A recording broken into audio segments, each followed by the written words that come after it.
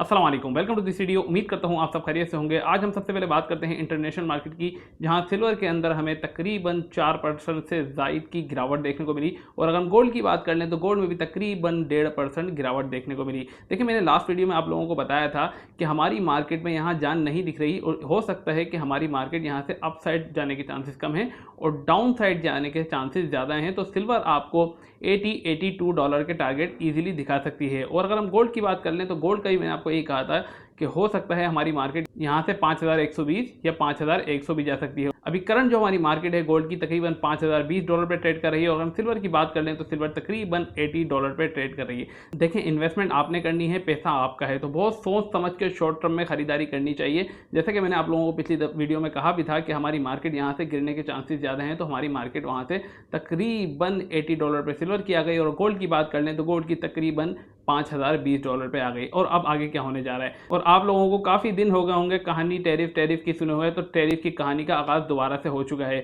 Donald Trump section 301 के तहत 7 ममालिक पर इन्वेस्टिगेशन का आगाज़ कर चुके हैं। इसके अंदर ये देखा जाएगा कि दूसरे ममालिक जो हमारे मुल्क में माल भेज रहे हैं, तो इसके अंदर ऐसा तो नहीं कि हमारे मुल्क के अंदर ज़्यादा माल डंप किया जा रहा हो, जिसकी वजह से हमारी फैक्ट्रीज, कंपनीज और हमारे जो लोग हैं, एम्प्लॉयज़ हैं, वो मुतासिर तो नहीं हो रहे हो। अगर ऐसा हुआ तो उन पर इजाफी टैरिफ लगाया जाएगा। देखें, 15% जो टैरिफ है वो तो आप लोगों को पता ही है कि ये सिर्फ 150 दिन तक चलने वाला है। उसके बाद इसको कांग्रेस के साथ मिलकर इसको अप्रूव कराना पड़ेगा, वरना ये 15% टैक्स हट जाएगा। तो डोनाल्ड ट्रंप ने अभी से तैयारी शुरू कर दी है कि अब आने वाले दिनों में मजीद किन किन ममालिक पर टैरिफ लगाया जाए। तो देखें, टैरिफ की तो कहानी अभी रुकने वाली है ही नहीं। और इन 7 कंट्रीज़ के अंदर चीन का भी शुमार है। और एक तरफ देखा जाए तो डोनाल्ड ट्रंप अभी विजिट करेंगे चाइना का, और दूसरी तरफ इन्वेस्टिगेशन।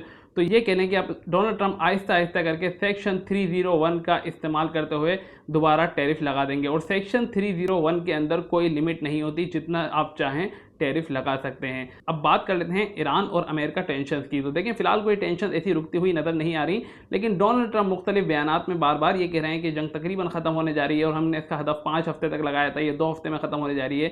तो आज तकरीबन 2 हफ्ते कंप्लीट हो चुके हैं और जंग के अंदर कोई भी ऐसी सिचुएशन नज़र नहीं आई जिसकी वजह से या तो जंग के अंदर कोई नरमी नज़र आए या कोई सीज फायर वाली कहानी नज़र आए। लेकिन ये जंग मुसलसल बढ़ती ज़रूर जा रही है। ऐसे में गोल्डमैन शेक्स ने कहा है कि अगर यही सिचुएशन बरकरार रही और यही ऑयल की बंदिश बरकरार रही तो कोई बईद नहीं है कि ये $147 अपना ऑल टाइम हाई भी तोड़ दे। इससे पहले मैं आपको बताता चलूं कि इसने अपना ऑल टाइम हाई सन 2008 1 जुलाई को अपना ऑल टाइम हाई लगाया था $147। तो हो सकता है कि अब ये टारगेट हमें दोबारा भी देखने को मिल जाए अगर यही ऑयल की बंदिश बरकरार रही। इस सिचुएशन के अंदर हमें मार्केट में बहुत ज़्यादा डाउनफॉल नज़र आ रहे हैं। तो देखिए, इस वक्त जो आप मार्केट में ट्रेड करें या मार्केट के अंदर लेन देन करें शॉर्ट टर्म के अंदर, तो देखिए शॉर्ट टर्म के अंदर बहुत देखभाल के खरीदारी करें, क्योंकि देखिए पैसा आपका है, इन्वेस्टमेंट आपकी है। किसी के कहने पे, किसी के सुनने पे आप एकदम इन्वेस्टमेंट मत करें। मैंने आपको हर वीडियो में यही कहा है कि जब भी आप लोग खरीदारी करें तो थोड़ा थोड़ा करके बाइंग करें, और जहां आपको प्रॉफिट बुकिंग लगे तो वहां पर आप लोग लाजमी प्रॉफिट बुकिंग करा लें। तो जो लोग 11,000, 11,500 में और 10,800 में लेने के लिए राजी थे, तो मैं ये समझता हूं कि ये 9,600 से 10,000 के दरमियान परचेजिंग उनके लिए काफ़ी ज़्यादा बेस्ट अपॉर्चुनिटी है और यहाँ पर वो बाइंग करें। लेकिन मैंने आपको पिछली वीडियो में भी यही कहा था कि जहाँ पर भी सिल्वर अपसाइड मूवमेंट दे आपने सेलिंग लाजमी करनी है, क्योंकि सिल्वर के अंदर हो सकता है कि हमें मंडे वाले दिन $78 तक के टारगेट देखने को मिल जाएं।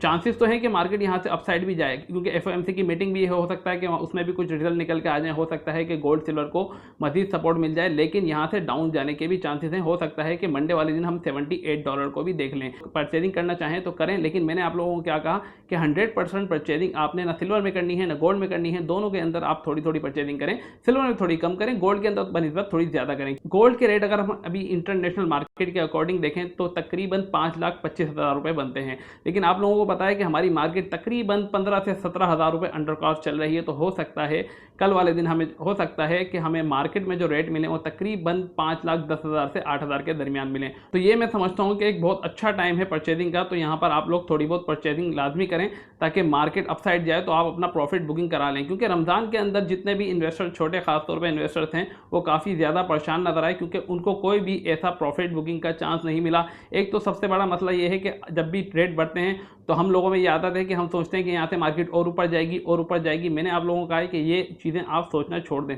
जहाँ पर आपको जो प्रॉफिट हो रहा हो अल्लाह का शुक्र अदा करके वो प्रॉफिट ले लें और उसके बाद थोड़ा सा सब्र करें। मार्केट भले अपसाइड जा रही है उसको जाने दें, थोड़ा सा वेट करें। मार्केट ज़रूर नीचे आती है, ये ऐसा नहीं है कि अगर मार्केट $200 गोल्ड के ऊपर जाती है तो वहाँ से $400 ऊपर जाए, वहाँ से मार्केट टूटती ज़रूर है। तो उसके दरमियान में हमें दोबारा परचेजिंग करनी है अगर शॉर्ट टर्म वाले हैं हम। हाँ, अगर लॉन्ग टर्म वाले हैं तो मैं उन लोगों को यही एडवाइस करूँगा कि यहाँ पर उनके लिए बेहतरीन अपॉर्चुनिटी है कि वो परचेजिंग करें।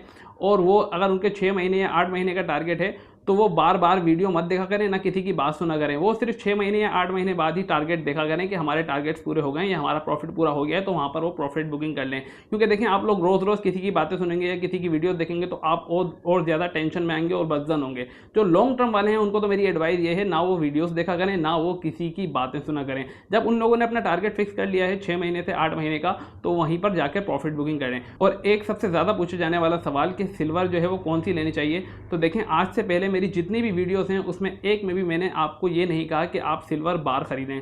मैंने हर वीडियो में आपको यही कहा है कि सिल्वर 999 लें। देखें, उसके अंदर मेकिंग चार्जेस नहीं होते। आप लोग अगर बार्स लेते हैं तो देखें, उसमें आपको जो ज्वेलर्स वाला दे रहा है उसको देते में भी फ़ायदा है और लेते में भी फ़ायदा है, और नुकसान दोनों सूरतों में आपका ये। इस टॉपिक में मैं खैर ज़्यादा बात नहीं करूँगा क्योंकि फिर बहुत से लोगों को ये बात बुरी लग जाती है कि आप इस तरीके से बात करें।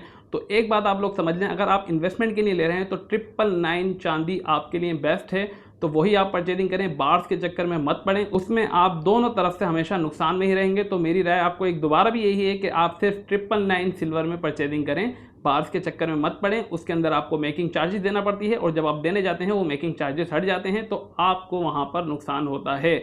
और अब हम बात कर लेते हैं कि एफओएमसी की मीटिंग। देखें, एफओएमसी की मीटिंग नेक्स्ट वीक है, तो उस पर नज़र रखते हैं कि हो सकता है कि कोई गुड न्यूज़ आ जाए। लेकिन अभी जो सेक्शन 301 के तहत तहकीकात डोनाल्ड ट्रंप ने शुरू कर दी हैं, तो इसका रिजल्ट देखें। आप लोगों को पता है कि जाहिर सी बात है, जब इन्वेस्टिगेशन डोनाल्ड ट्रंप करा रहे हैं तो जाहिर सी बात है सारी चीज़ें उनके हक में ही आएंगी, और उनके हक में आएंगी तो क्या होगा, टैरिफ लगेगा, और टैरिफ लगेगा तो गोल्ड और सिल्वर अपसाइड जाएंगे। तो जो लोग ऊपर के रेटों में फंस गए हैं तो परेशान होने वाली फिलहाल कोई अभी बात नहीं है, थोड़ा सा वेट करें। हो सकता है ये नेक्स्ट वीक भी हमारा वॉलेटाइल ही रहे, और लास्ट वीक है, उसके बाद ईद है, तो हो सकता है कि मार्केट में ज़्यादा हमें अपसाइड जाने के चांसेस नहीं नजर आए। हो सकता है कि हमारी मार्केट एक किराइड एरिया में ही मूव करती रहे। और जिन लोगों को परचेजिंग करनी है तो मैं ये कहता हूँ कि यहाँ पर एक बेस्ट टाइम है कि यहाँ पर एक परचेजिंग अच्छी कर ली जाए, और जहाँ पर भी प्रॉफिट बुकिंग बने वहाँ पर प्रॉफिट बुकिंग लाजमी करें। उम्मीद है सारी बात आप लोग समझ गए होंगे। मेरी वीडियो पसंद आए तो वीडियो को लाइक कीजिएगा, चैनल को सब्सक्राइब कीजिएगा, बेल आइकन पर लाजमी प्रेस कर लीजिएगा। मिलते हैं नेक्स्ट वीडियो में, जब तक अपना बहुत सारा ख्याल रखिएगा। अल्लाह हाफिज़।